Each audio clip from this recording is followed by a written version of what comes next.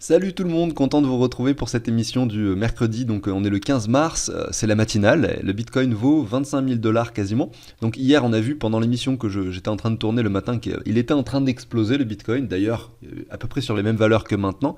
Sauf que par la suite on est venu toucher donc les 26 500. Voilà, donc aujourd'hui ce qu'on va faire, c'est qu'on va aller voir les graphiques de quelques cryptos. Je vous en ai préparé quelques-unes vraiment très intéressantes, mais là, pendant cette introduction, et avant justement de passer le générique et de commencer l'émission avec les cryptos, je vais parler du Bitcoin. Regardez, on a des choses très intéressantes à voir sur le Bitcoin, on va le regarder en daily, et surtout je veux vous montrer la carte des liquidités. Voilà, ça a bien changé, ça y est. On est venu chercher finalement cette grosse liquidité qu'il y avait sur les 25 000 dollars. Puisque en fait, c'est simple, hein, si vous observez le graphique du Bitcoin, dès qu'on passe, regardez en daily, je vais zoomer un peu là-dessus. D'ailleurs, il faudrait peut-être que j'aille sur le graphique que j'ai sur Bybit parce que j'ai mis des lignes de range beaucoup plus jolies. Ouais, je vais faire ça directement USDT P pour perpétuel parce que là on est sur des contrats. Voilà, Bybit. Voilà, vous voyez qu'en fait cette mèche, elle est venue casser donc c'est ce sommet et ce sommet. Donc forcément, on est venu liquider beaucoup de personnes.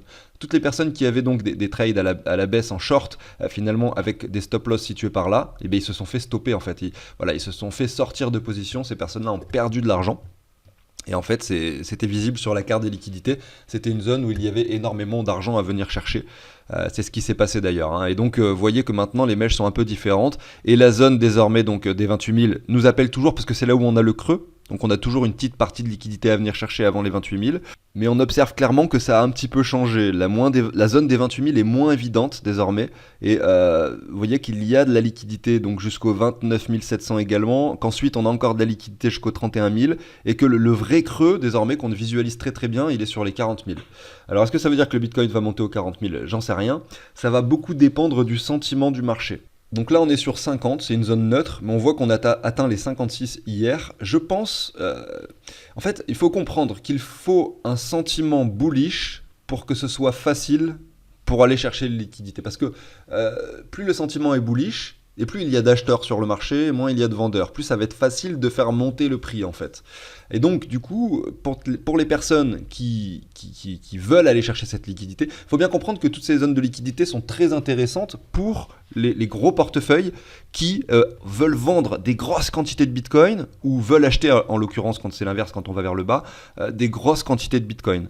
Donc c'est peut-être un peu plus compliqué que ça, mais pour vulgariser, c'est plutôt cool de l'expliquer comme ça. En fait, ce que vous avez ici, là, ces mèches là que vous voyez, ce sont des rachats de Bitcoin. Ça veut dire que si le cours du Bitcoin monte jusqu'au 28 000, vous voyez cette énorme mèche là, eh bien va faire qu'il va y avoir énormément de Bitcoin qui vont être rachetés. Parce que ça, c'est des gens qui sont en position short. Si on déclenche leur stop loss, donc du coup en short, ils font de la vente à découvert. Si on déclenche leur stop loss, eh bien ça va racheter leur position. Et du coup, ça va créer une énorme pression acheteuse en fait. C'est-à-dire que si on monte par exemple au 28 000, on va voir cette pression acheteuse qui va être exponentielle, ce qui va créer un effet crescendo et donc le marché va s'emballer. Et c'est pour ça que vous avez, quand ça chute comme ça, des grosses bougies, vous voyez, qui s'accélèrent, qui sont de plus en plus grosses chaque jour. Pareil à la hausse, hein, quand on est en plein marché haussier, vous voyez. Donc ça, il faut bien le comprendre. Et du coup, les énormes portefeuilles qui ont pu acquérir du Bitcoin pour moins cher, eh ben, vont profiter de cette occasion où énormément de bitcoins sont rachetés pour revendre les leurs. Parce que s'il y a une grosse pression acheteuse, eh ben c'est cool, ils vont pouvoir les vendre facilement. Il y aura beaucoup de bitcoins disponibles à l'achat et donc ça va être très simple de les vendre. Et c'est ce qui va bloquer le cours. Et c'est ce qui fait qu'à un moment donné, donc si je retourne sur le graphique du bitcoin actuel, c'est ce qui fait que derrière, vous voyez, on arrête de monter. Et qu'en fait, c'est pour ça aussi qu'on a des bougies qui sont de plus en plus grosses. Et à partir du moment où ça y est, on a liquidé donc la zone importante, vous voyez, donc c'était le cas ici sur cette mèche, et bien une fois que ça s'est fait, vous voyez que la liquidité, finalement, il y en a beaucoup moins d'un coup. Et donc ça y est, les gros portefeuilles arrêtent de vendre et le marché se stabilise de nouveau, vous voyez, sur un prix acceptable, notamment là, sur cette zone de résistance. Malgré tout, maintenant, ce que ça veut dire, c'est que cette zone-ci, vous voyez, entre les 25 000 et les 27 000, grosso modo, alors non, ça a arrêté plutôt aux 26 500, voilà, et bien jusqu'à ce prix, du coup, c'est fini, il n'y a plus de liquidité à venir chercher, puisque ça y est, elle a déjà été déclenchée. Elle n'y est plus. Maintenant, il faudrait un peu plus de patience pour qu'elle s'accumule de nouveau sur cette zone de prix. Du coup, par conséquent, ça va être beaucoup plus simple de faire monter le prix du Bitcoin jusqu'à ce niveau-là, pour ensuite, pourquoi pas aller déclencher les liquidités qui sont au-dessus, vous voyez, avec des grosses bougies comme ça, qui pourraient se produire, donc si on regarde un peu le graphique, grosso modo jusqu'au 28 700.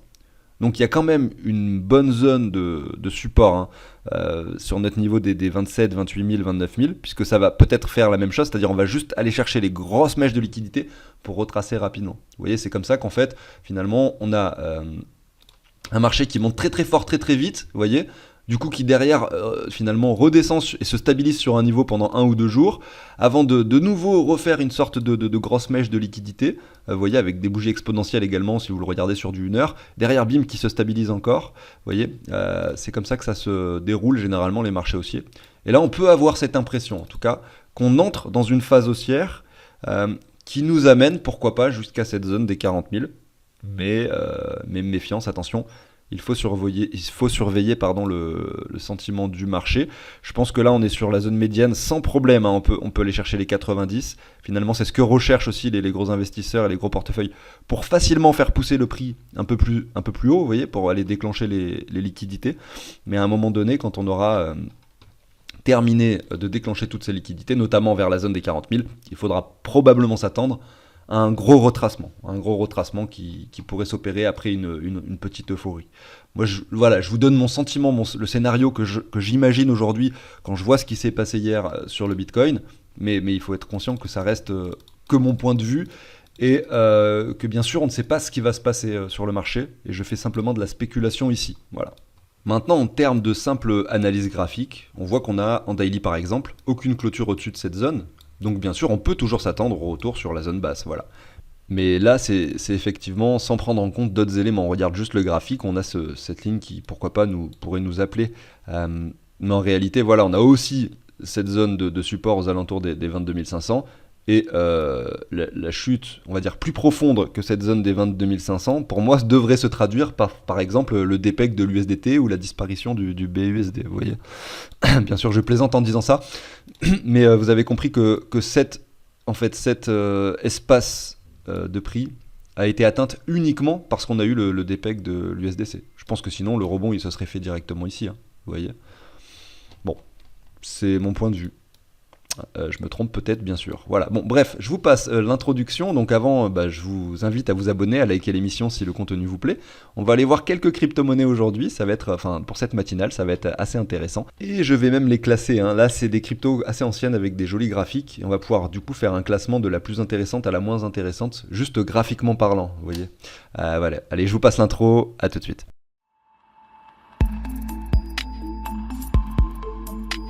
Alors, on va aller voir aujourd'hui Ocean, GMT, Ravencoin, One, Harmony et puis Gala, tout simplement.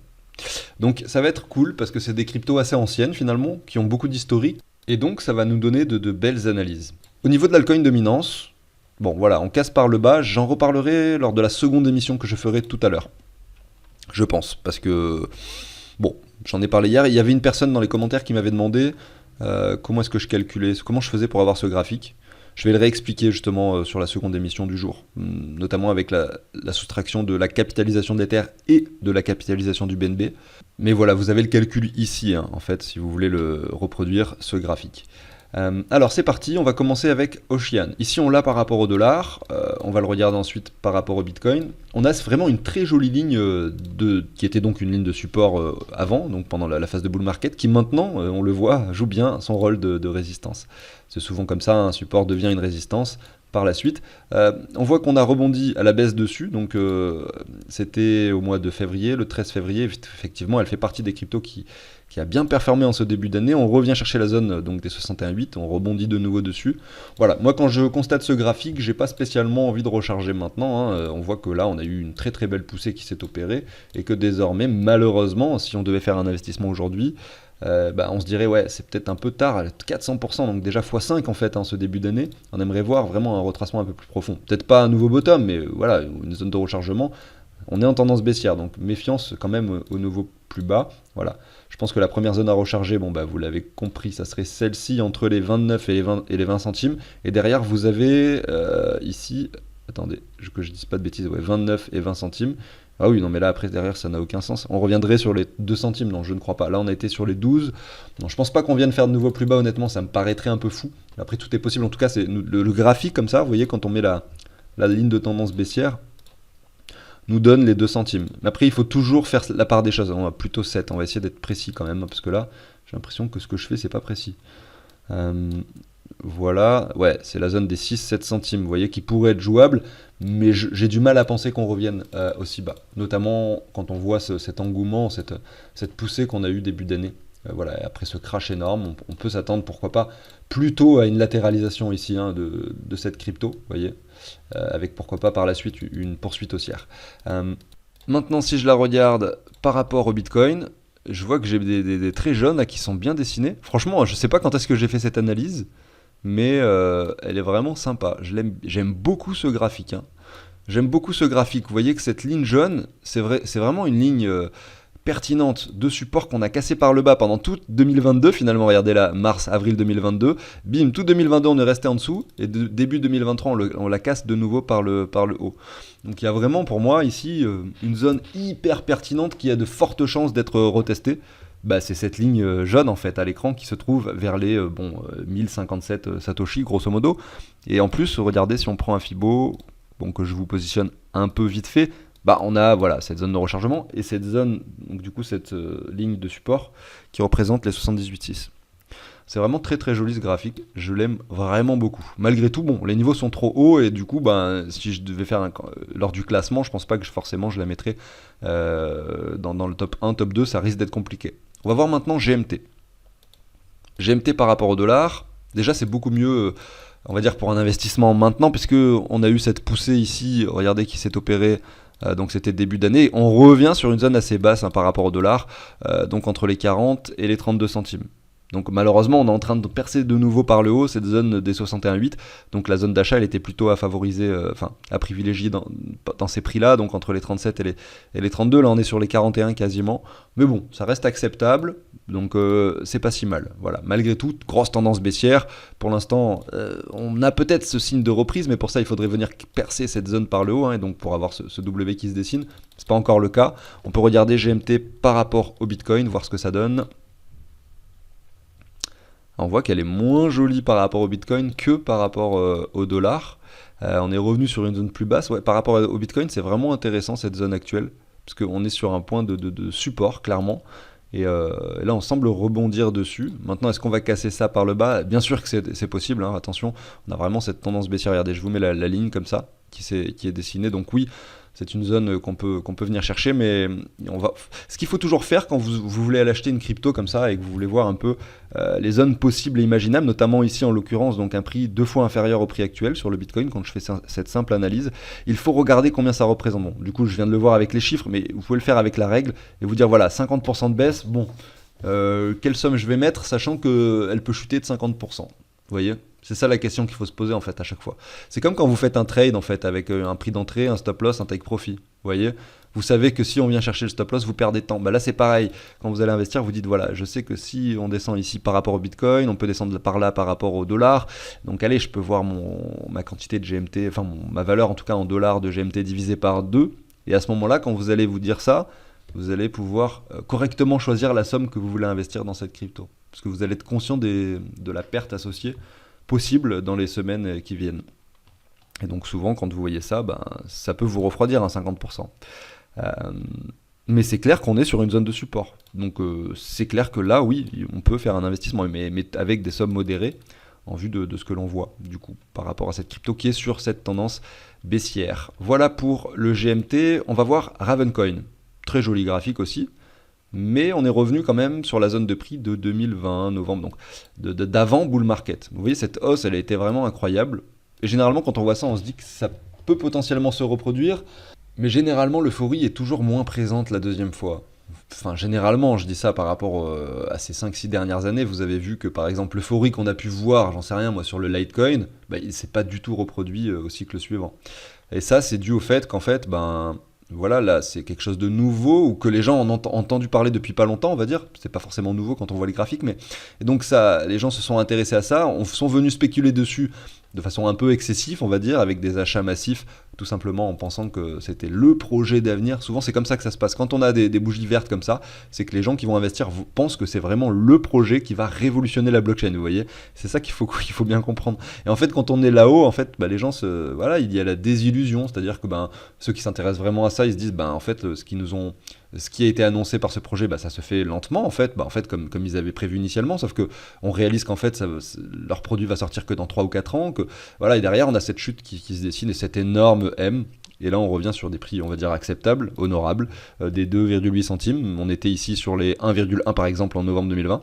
On revient dans cette zone de prix, qui en fait, on peut le dire, est la zone de prix acceptable pour ce token. Acceptable, honorable, mais on est quand même bas, vous voyez, on est plutôt, regardez, en plus quand on voit cet énorme range, on est plutôt sur le bas du range. On a plutôt aussi un coin qui latéralise, regardez si cette fois-ci j'affine un peu ma ligne de support, on latéralise ici, on a, on le voit, cette légère tendance baissière par rapport au dollar ici, on est en train de rebondir, par rapport au dollar, le graphique, allez on va prendre un petit Fibo comme ça, on voit que la zone à privilégier, c'était plutôt la semaine dernière, mais entre les 2,4 et les 2 centimes grosso modo. Maintenant on va voir par rapport au Bitcoin ce que ça donne. Donc Ravencoin. Alors ici, depuis le mois de décembre 2020, on est quand même sur une légère tendance haussière. Voilà, ouais, c'est intéressant comme graphique. On a une sorte de joli triangle là qui s'est dessiné, qui va forcément être cassé un jour. Dans quel sens, on n'en sait rien. Mais en tout cas, voilà, c'est assez joli. On est plutôt vraiment sur le bas du triangle en plus de ça. Donc si on prend la hausse, on voit qu'on est au 0,9. Ouais, si vous avez du Bitcoin et qu'honnêtement vous êtes plutôt à la recherche d'altcoin, ce qui a priori serait tout à fait honorable au vu de cette chute en fait qui dure depuis le 28 novembre sur l'altcoin dominance, c'est plutôt un bon niveau je pense, même si on l'a vu sur l'émission d'hier, on peut aller encore perdre 35% sur l'altcoin dominance bien sûr, ça reste un bon niveau pour acheter des altcoins en tout cas, pour des paliers avec les altcoins, en les achetant avec du Bitcoin, et là le Ravencoin il nous montre une zone intéressante si vous procédez de cette façon. On va voir maintenant la crypto-monnaie One. Alors One par rapport au dollar. On a cet écrasement qui s'opère. On revient chercher aussi les prix précédents. Donc le graphique est plutôt similaire à celui du Ravencoin dans le sens où on n'a pas de réelle prise de valeur qui s'est opérée sur la durée. Légère, quand même légère. Elle est quand même présente. Si on zoome, on le voit. Ce sommet-là, c'est plutôt le bottom ici. Voilà. Donc c'était le prix par exemple des 1,4 centimes. Là, on est sur les 2. Bon, voilà. On a toujours quand même cette tendance baissière par rapport au dollar. Et là, en termes graphiques, si je prends un Fibo, voilà, la zone à privilégier pour One, c'est entre les 1,7 et les 1,4 centimes. On l'a touché récemment, on n'y est plus. Voilà. Après, toutes les cryptos sont un peu dans la même tendance, donc vous voyez qu'on voit des graphiques un peu similaires. On voit que toutes les zones de rechargement ont été touchées la semaine dernière. Maintenant, si je fais One par rapport au Bitcoin, voilà, on regarde. C'est la même chose, c'est assez intéressant. On voit qu'on est toujours baissier, même par rapport au Bitcoin, donc attention à la continuation baissière éventuelle. On a vu que l'altcoin dominance pouvait perdre 30% facilement, 30%, voilà, ça nous amènerait par là. Bon, ça reste acceptable. Ça nous ferait un nouveau bottom quand même, aux alentours des c'est combien, 55 Satoshi. Mais malgré tout, vous prenez un Fibo, vous voyez que là, par rapport au Bitcoin, c'est intéressant. Pourquoi pas, parce qu'on vient juste de s'extraire de cette petite zone de rechargement, qu'on peut bien sûr réintégrer, jongler dedans, aller voir même les 0,9, etc. Donc tant qu'on reste au-dessus de ce point-là, en fait, on a un espoir qu'en fait, on ait enfin une latéralisation qui s'opère sur One.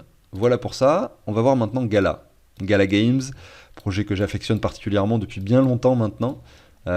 J'avais eu d'ailleurs 5100 galas, voilà, grâce à vous, parce que je vous ai parrainé sur Gala Games il y a 1 an et demi, avant que le token performe, même avant le bull run, vous voyez, précédent. Et je les ai toujours, et ces 5100 galas, je vais les hold, vous voyez, même si j'aurais dû les vendre sur le sommet, eh bien je vais les hold. À combien il est d'ailleurs? Bah non, je suis bête, je peux le voir ici. Il est sur les 4 centimes, donc 5100, ça fait combien? On va voir combien j'ai de galas, je suis curieux. Je pourrais aller voir mon... Bah non, là je suis en train d'ouvrir l'application... Calque. Donc j'ai 0,042 fois 5100. Ouais, j'ai 214 $ de gala grâce à vous. Et peut-être que ça se transformera en quelque chose d'extraordinaire plus tard. Je vous en reparlerai en tout cas si c'est le cas. Voilà. En tout cas, merci s'il y en a encore qui m'écoutent et qui à l'époque avaient utilisé mon lien pour Gala Games. Ici, voilà, vous avez cette baisse qui est bien dessinée. On est venu chercher les 1,7 centimes, on rebondit. Voilà, on est toujours sur la tendance baissière pour Gala Games. Je peux prendre le Fibo de retracement. Bon, c'est exactement pareil que les autres cryptos en fait pour l'instant. Mais la zone de prix, c'est plutôt entre les 3,4 et les 2,6 centimes. On est sur les 4,2. On va voir Gala par rapport au Bitcoin maintenant. Et pour terminer et là, on voit qu'on est toujours sur la tendance baissière. Ça va être très dur de classer ces cryptos parce qu'elles ont toutes des graphiques similaires en fait. Je crois que j'ai sélectionné des projets qui ont vraiment des graphiques similaires. Là, on est dans la zone de rechargement pour Gala Games, vous voyez, sur les 172 Satoshi. Donc la conclusion, je pense que je vais pas vous les classer honnêtement. Elles ont toutes les mêmes graphiques, ça va être difficile pour moi de le faire. Hein. Mais mis à part, je crois que c'est le Ravencoin, honnêtement, que je mettrai en numéro 1 parce que c'est celui qui a le plus joli graphique, le plus de résilience par rapport au dollar et au Bitcoin. Après les autres, voilà, elles sont toutes similaires. Ah oui, on avait aussi, excusez-moi, Ocean qui était très joli, mais qui était un peu élevé. Voilà. Mais qui montre vraiment une grosse résilience. Donc ouais, si je devais faire un classement, je pense que je mettrais le Ravencoin en numéro 1. Et je vais RVN, USD, je vais quand même revérifier le graphique par rapport au dollar. Oui, honnêtement, c'est assez joli. Bref, c'est compliqué pour moi de faire un classement. Mais c'est vrai qu'on a ces deux graphiques, Ocean et Ravencoin, qui sont les plus jolis, mais qui nous offrent pas forcément les meilleurs prix. Peut-être Ravencoin qui nous offre le meilleur prix, et derrière vous avez One, GMT et Gala qui nous montrent vraiment des grosses tendances baissières et qui sont revenus dans les zones de rechargement, qui le sont aussi par rapport au Bitcoin, qui sont pourquoi pas intéressants pour un premier palier, avec des petites sommes, puisqu'on a à chaque fois ce doute, regardez, de retour sur ces lignes de tendance qu'on voit. Donc je pense que le doute qui plane, c'est, par exemple sur Gala Games, moins 60% quand même. Donc attention à vos portefeuilles, restez raisonnables. Voilà, je pense que j'arrive sur la fin de cette émission, que je viens d'enregistrer d'ailleurs quasiment d'une traite, en tout cas pour les 5 ou 6 dernières minutes. Je sais pas ce que ça va donner, j'espère que ça vous a plu. D'habitude, je fais généralement 30 secondes, ensuite, je reprends, je fais des erreurs, je me dis là j'ai mal parlé, je réenregistre, etc. Là, j'ai fait d'une traite parce que j'ai envie de vraiment faire 2 émissions aujourd'hui, de pas perdre trop de temps avec la matinale, mais j'essaye quand même de produire le meilleur contenu possible. J'espère que ça vous plaît. N'hésitez pas à vous abonner, à liker si le contenu vous plaît. Je vous souhaite une excellente journée, je vous dis à tout à l'heure. On parlera aussi de l'outil que je vous partage sur cette chaîne qui est très intéressant, qui permet de récapituler l'intégralité de votre portefeuille. Si vous avez de l'argent réparti sur plein de plateformes différentes, vous allez pouvoir, grâce à cet outil qui est un petit tableau, justement on va en parler après avec le portefeuille fictif justement, mais vous allez pouvoir du coup comparer votre investissement de départ que vous avez fait en euros par rapport finalement à l'argent que vous possédez maintenant, avec toutes les cryptos que vous avez, les prix des cryptos qui sont récupérés en temps réel. Donc là, vous voyez que c'est pas encore actualisé. Ça met quelques secondes. Voilà, vous voyez, ça y est, on a les 24 600. Les prix des cryptos sont récupérés en temps réel. Toutes les 5 minutes, ça s'actualise. Et là, vous savez exactement combien vous êtes en train de gagner par rapport à ce que vous avez investi, etc. C'est assez cool. Pour ceux qui ne connaissent pas, j'en reparlerai tout à l'heure. On se retrouve en fin de journée vers 16-17 heures. Si vous ne voulez pas manquer l'émission suivante. Allez, à tout à l'heure. Ciao tout le monde.